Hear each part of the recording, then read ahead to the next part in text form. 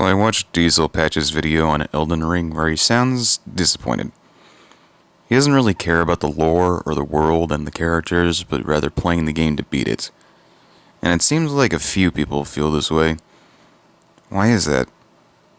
I think the biggest problem is simply this. Dark Souls. Demon's Souls was obviously the first, but everyone knows about Dark Souls.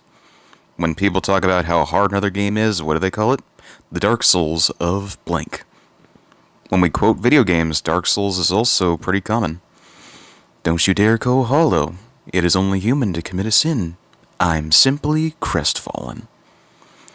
And of course, we remember the characters who say those lines.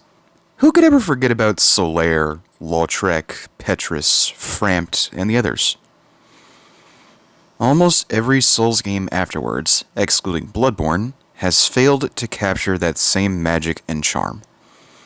Dark Souls 3 tried, but it was more so fan service than good writing. And the reason I exclude Bloodborne is because it actually did come close. I'll never forget Yharnam and its characters, as well as the storyline and the boss fights. But while I can remember the names of people in Elden Ring, I couldn't tell you a single thing that they're about. I never once thought of Rodrika as a person, but rather a means to an end.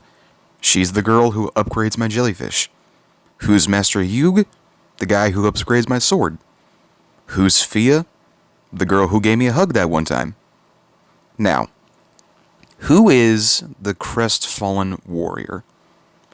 A rather odd individual.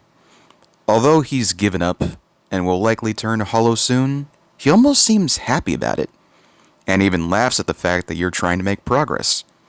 Still, he gives you advice from time to time. Perhaps a part of him still has hope for the future if he can help. This guy, who doesn't even have a name, I find far more interesting than Godric the Grafted, a king who grafted so many people to his own flesh that it made him huge, and then a dragon's head that spews fire. Don't get me wrong, Elden Ring is a great game. I still play it and marvel at what it has to offer. But From Software just didn't quite catch lightning in a bottle a second time yet.